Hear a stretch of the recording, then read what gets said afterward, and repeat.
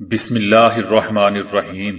السلام علیکم دوستو، دنیا بھر کی خبروں میں آج آپ سنیں گے، لیکن اس سے پہلے اگر ہو سکے تو لائک، سبسکرائب اور بیل آئیکن کا بٹن ضرور دبا لیں، شکریہ۔ مسجد الحرم میں 50 لاکھ زائرین کی حاضری۔ ملا عبدالغنی برادر نے تنگ آ کر جب صدر ٹرمپ کا فون کاٹ دیا۔ یورپی یونین کا ترکی میں پناہ گزینوں پر لاکھوں ڈالرز خرچ کرنے کا منصوبہ۔ اٹلی میں کرسمس پر لاک ڈاؤن شروع۔ 7 آدمیوں کی جان لینے والی خاتون بالآخر 20 برس بعد پکڑی گئی۔ فیس بک اور ایپل کے درمیان لڑائی شدت اختیار کر گئی۔ سردیوں میں گاڑی کی سکرین پر دھند ختم کرنے کا آسان طریقہ۔ عمران خان کے ویژن کرپشن فری پاکستان پر عمل کرتے ہوئے کرپٹ شوہر سے خلا لے رہی ہوں۔ اطلاع خوفناک چیتے کی تھی، لیکن ریسکیو ورکرز کو وہاں سے کیا ملا؟ جمعیت علماء اسلام نے مولانا شیرانی، حافظ حسین احمد سمیت 4 رہنماؤں کو پارٹی سے نکال دیا۔ پلاسٹک سرجری پر 1.5 کروڑ روپے خرچ کرنے والا آدمی۔ پی ٹی اے کا گوگل اور وکی پیڈیا کو گستاخانہ مواد پھیلانے پر نوٹس۔ پرندے دیکھنے کا شوقین آدمی ارب پتی کیسے بنا؟ نابینا خاتون نجومی بابا وانگا کی 2021 کے لیے پیش گوئیاں۔ امریکی وکیل نے بیوی کے نام آخری خط میں کیا لکھا؟ تو آئیے چلتے ہیں اب خبروں کی تفصیل کی جانب۔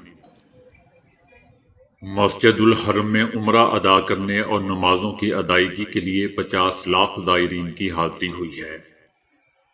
مکمل SOPs کے ساتھ مسجد الحرم دوبارہ کھولنے کے بعد عمرہ کی ادائیگی اور نماز کی اجازت دے دی گئی ہے۔ احتیاطی تدابیر کے باعث عمرہ زائرین اور نمازیوں میں کورونا میں مبتلا ہونے کا کوئی واقعہ سامنے نہیں آیا۔ افغان طالبان کی مذاکراتی ٹیم کے سربراہ ملا عبدالغنی برادر نے انکشاف کیا ہے کہ دنیا کی سپر پاور امریکہ کے صدر نے ان سے فون پر طویل گفتگو کی ہے، اور ٹرمپ نے اتنی طویل گفتگو شروع کر دی کہ انہوں نے 35 منٹ بعد صدر کی کال کاٹ دی۔ ملا عبدالغنی برادر نے کہا کہ ہم افغانستان کے اندر اس وقت تک مذاکرات نہیں کریں گے جب تک افغانستان کی فضائی حدود امریکیوں اور اتحادیوں کے قبضے میں ہے۔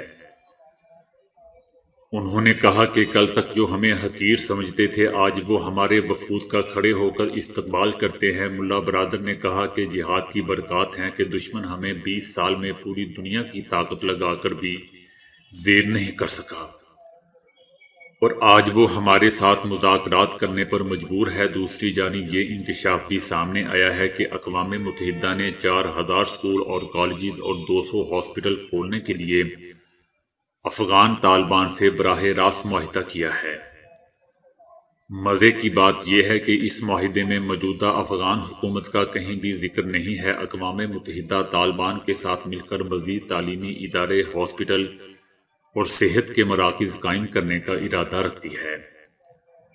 اسی طرح ایک معاہدہ عالمی ادارہ صحت WHO نے براہ راست افغان طالبان کے ساتھ کیا ہے۔ اس معاہدے میں بھی اشرف غنی کی حکومت کا کہیں ذکر نہیں ہے۔ یورپی یونین اگلے سال ترکی میں مقیم مہاجرین کی مدد کے لیے سینکڑوں ملین یورو خرچ کرے گا۔ ان میں سے بیشتر ایسے افراد ہیں جو شام میں لڑائی سے فرار ہوئے تھے۔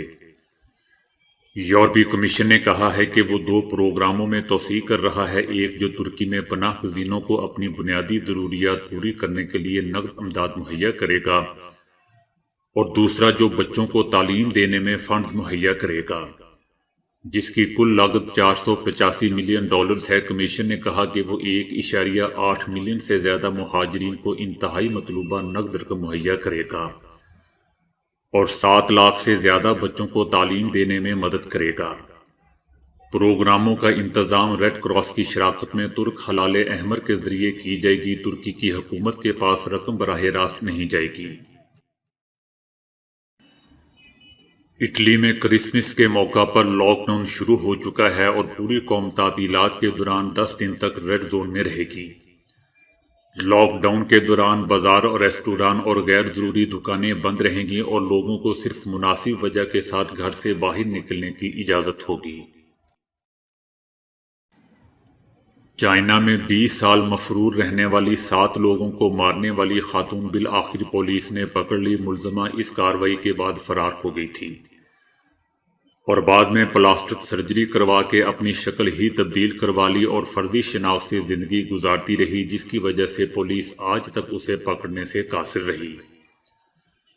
اب کورونا کی وجہ سے لازمی قرار دیے گئے ایک سرٹیفکیٹ کی وجہ سے وہ پکڑی گئی خاتون نے اپنے دوست کے ساتھ مل کر یہ واردات کی تھی۔ اس کا دوست 1999 میں گرفتار کر لیا گیا تھا۔ اسے عدالت نے سزائے موت سنائی تھی، جس پر عمل درآمد بھی ہو چکا ہے۔ تاہم یہ خاتون اب تک بار بار شناخت تبدیل کرتی رہی اور مختلف شہروں میں زندگی گزارتی رہی۔ وہ پارٹ ٹائم ملازمتیں کر کے اپنا گزارا کرتی رہی۔ چند ماہ ایک شہر میں گزار کر وہ وہاں سے کسی اور شہر چلی جاتی تھی۔ گرفتاری کے بعد دوران تفتیش خاتون نے بتایا ہے کہ اس نے اپنے دوست کے خوف کی وجہ سے ان واردات میں اس کا ساتھ دیا تھا۔ ایپل کی طرف سے اپنے نئے آپریٹنگ سسٹم iOS 14 میں پرائیویسی کے حوالے سے ایسی تبدیلی کی گئی ہے کہ اب کوئی بھی ویب سائٹ بشمول فیس بک اور ٹویٹر وغیرہ آئی فون صارفین کی مرضی کے بغیر ان کا ڈیٹا حاصل نہیں کر سکیں گی۔ اس تبدیلی پر فیس بک اور ٹویٹر کا ایپل کے ساتھ ایک جھگڑا چل رہا ہے اور اب اس جھگڑے کے پیش نظر فیس بک نے ایپل کمپنی کے فیس بک پیج کا ویریفیکیشن پیج ہٹا دیا ہے۔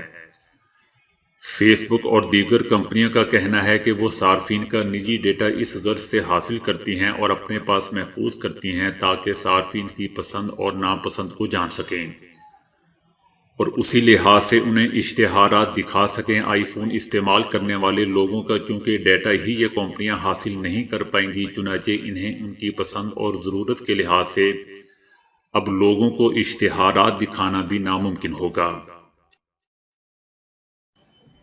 سردی کے موسم میں درجہ حرارت اور ہوا میں نمی کے باعث گاڑیوں کی سکرین پر دھند جم جاتی ہے اور ڈرائیورز کو سامنے دیکھنے میں دشواری کا سامنا کرنا پڑتا ہے۔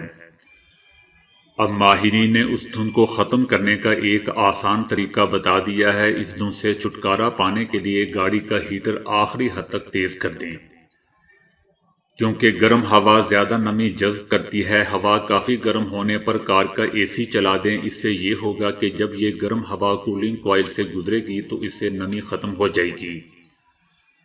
اب آخر میں ری سرکولیشن بٹن آف کر دیں تاکہ سرد اور خشک ہوا گاڑی کے اندر آ سکے۔ اگر ممکن ہو سکے تو 2 منٹ کے لیے گاڑی کے دروازے تھوڑے سے کھول دیں تاکہ اندر کی نمی والی ہوا باہر نکل سکے اور باہر کی خشک ہوا اندر آ سکے۔ اگر آپ گاڑی کے اندر درجہ حرارت ممکنہ حد تک کم کر دیں تو بھی سکرین کے باہر جمنے والی دھند سے چھٹکارا پایا جا سکتا ہے۔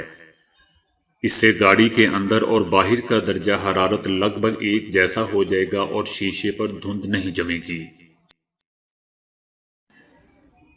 تحریک انصاف کی طرف سے رکن پنجاب اسمبلی منتخب ہونے والی ساجدہ اقبال نے شوہر سے خلا کے لیے دعویٰ دائر کر دیا۔ MPA ساجدہ اقبال نے دعویٰ دائر کرتے ہوئے کہا کہ ان کی 20 مئی کو نوید سلانی سے شادی ہوئی تھی، لیکن ان کا شوہر ان کا نام استعمال کر کے لوگوں کے ساتھ فراڈ کرتا ہے۔ ساجدہ اقبال کی جانب سے دعویٰ دائر کیے جانے کے بعد عدالت نے ان کے شوہر کو طلب کیا تھا، تاہم وہ پیش نہیں ہوئے، جس کے بعد مزید سماعت 18 جنوری تک ملتوی کر دی گئی۔ میڈیا سے گفتگو کرتے ہوئے انہوں نے کہا کہ ان کا شوہر نوید سیلانی بہت ہی کرپٹ انسان ہے اور وہ ان کی کرپشن سے تنگ آ کر خلا لے رہی ہے۔ انہوں نے یہ بھی کہا کہ وہ اپنے کپتان عمران خان کی سپاہی ہے اور ان کے ویژن کرپشن فری پاکستان کے تحت کرپٹ شوہر کے ساتھ نہیں رہ سکتی۔ امریکی ریاست اوریگن میں درختوں کے جھنڈ میں چھپا ایک چیتا دیکھ کر لوگوں کی دوڑیں لگ گئی۔ درختوں کے جھنڈ میں چھپے بیٹھے اس چیتے کو دیکھ کر مقامی لوگوں کے ہوش اڑ گئے اور انہوں نے ریسکیو ورکرز کو اطلاع دی۔ ریسکیو ورکرز نے آ کر اس چیتے کو پکڑنے کے لیے انتظامات کیے، مگر جب وہ پوری تیاری کے ساتھ چیتے کے قریب پہنچے تو معلوم ہوا کہ وہ اصلی نہیں بلکہ کھلونا چیتا تھا۔ انتظامیہ کی طرف سے یہ واقعہ سوشل میڈیا پر بیان کیا گیا ہے، جو صارفین کے لیے ہنسی کا سامان بن رہا ہے۔ ٹویٹر اکاؤنٹ پر انتظامیہ کی طرف سے اس کھلونا چیتے کی تصویر پوسٹ کی گئی ہے اور لکھا گیا ہے کہ اطلاع خوفناک چیتے کی تھی لیکن ریسکیو ورکرز کو وہاں سے یہ ملا۔ جمعیت علماء اسلام کی پارٹی کمیٹی نے پارٹی پالیسی سے انحراف کرنے والے 4 اراکین سے متعلق بڑا فیصلہ کیا ہے اور کمیٹی نے مولانا محمد خان شیرانی، حافظ حسین احمد، مولانا گل نصیب خان اور مولانا شجاع ملک کی بنیادی رکنیت ختم کر دی ہے یا ان کو پارٹی سے نکال دیا ہے۔ JUI کے مطابق کمیٹی نے 4 رہنماؤں کو پارٹی ڈسپلن کی خلاف ورزی کرنے پر رکنیت ختم کر کے پارٹی سے نکالا ہے۔ 4 رہنماؤں کے ساتھ جو پارٹی رہنما پارٹی نظم سے متعلق پروگراموں میں شرکت کرے گا ان کی بھی رکنیت ختم کر دی جائے گی۔ ان 4 میں سے کوئی رہنما اگر اپنے کیے کی معافی مانگتا ہے تو کمیٹی اس کی روشنی میں پھر سوچ سکتی ہے۔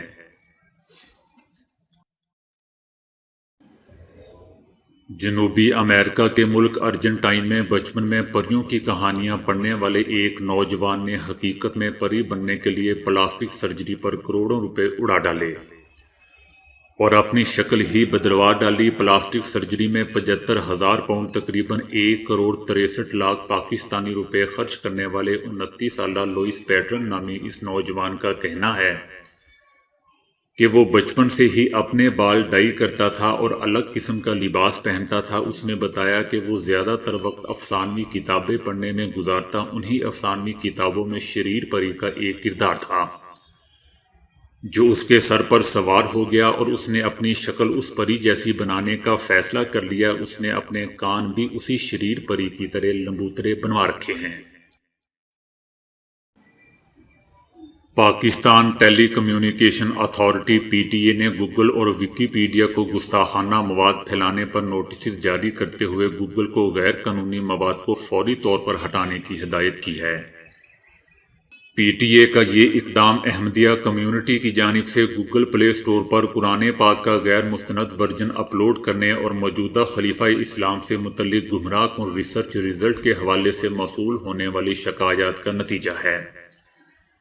معاملے کی انتہائی سنجیدہ نوعیت کے پیش نظر PTA نے گوگل سے رابطہ کر کے اس قسم کے غیر قانونی مواد کو فوری طور پر ہٹانے کی ہدایت کی ہے۔ پیغمبر اسلام صلی اللہ علیہ وآلہ وسلم کے گستاخانہ خاکوں کی موجودگی اور ویکیپیڈیا پر شائع کردہ مضامین کے ذریعے گمراہ کن غلط فریب اور دھوکہ دہی پر مبنی معلومات سے متعلق شکایات بھی موصول ہوئی ہیں، جن میں مرزا مسرور احمد کو ایک مسلمان کی حیثیت سے پیش کیا گیا ہے۔ اس معاملے پر وسیع گفت و شنید کے بعد ویکیپیڈیا کو نوٹسز جاری کیے گئے ہیں تاکہ کسی بھی قانونی کارروائی سے بچتے ہوئے گستاخانہ مواد کو فوری طور پر ہٹا دیا جائے۔ برطانیہ میں ایک آدمی کو عقاب کا پیچھا کرتے ہوئے ایسا خزانہ مل گیا کہ آن کی آن میں کروڑ پتی بن گیا۔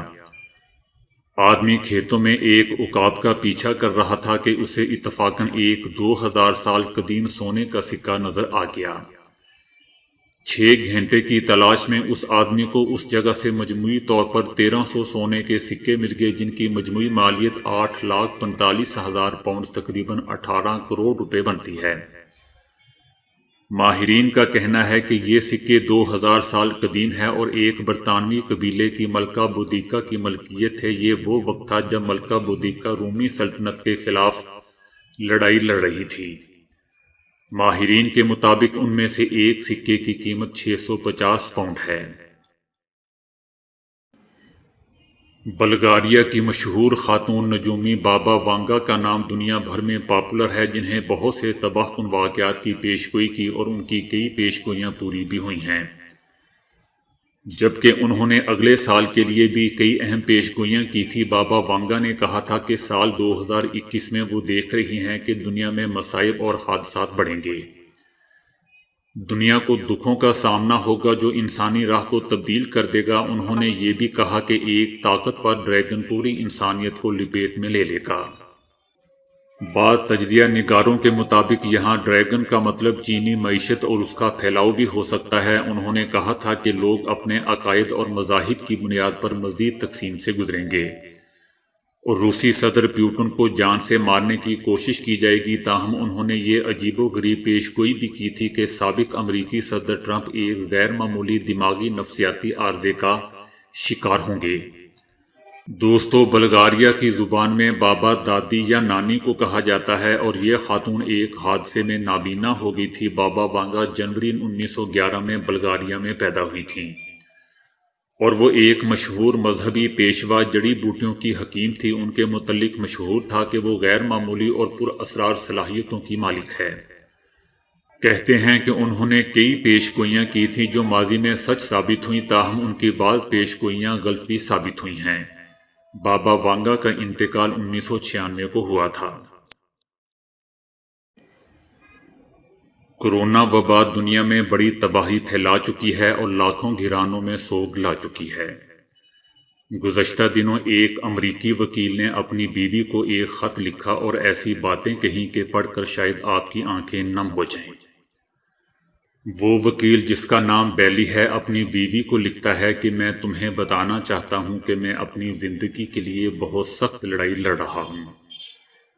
میں یہ سب تمہارے لیے کر رہا ہوں تاکہ تمہیں ایک بار پھر دیکھ سکوں۔ تم میری زندگی میں اہم ترین فرد ہو اور میں ہاسپٹل کے بستر پر پڑا تمہیں ہر وقت یاد کرتا ہوں۔ میں جانتا ہوں کہ میں اتنا پرفیکٹ نہیں بن سکا جتنا میں بننا چاہتا تھا۔ تم میرے لیے ہمیشہ پرفیکٹ بیوی ثابت ہوئی، حتیٰ کہ اس وقت بھی جب میں تم پر غصے ہوتا تھا اور تمہیں غلط کہتا تھا، حالانکہ 99% میں ہی غلط ہوتا تھا اور تم ٹھیک ہوتی تھی۔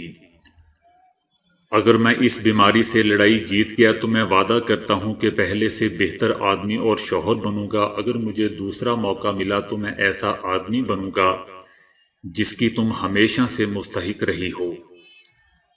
تاہم اگر میں یہ لڑائی ہار گیا تو اس صورت میں تمہیں بتانا چاہتا ہوں کہ میں نے تمہارے ساتھ بہت اچھی زندگی گزاری ہے، ایسی زندگی کہ دنیا کی کوئی نعمت اس کا نعم البدل نہیں ہو سکتی۔ ہم نے ایک ساتھ بہت اچھا وقت گزارا۔ میں تم سے بہت محبت کرتا ہوں اور تم مجھے شدت سے یاد آتی ہو۔ میں اپنی لڑائی جاری رکھوں گا۔ لیکن دوستو، میں بتاتا جاؤں کہ اس آدمی کی موت 13 دسمبر کو ہو چکی ہے۔ تو دوستو، آج کے لیے اتنا ہی۔ ویڈیو کو لائک اور شیئر کرنے کا بہت بہت شکریہ۔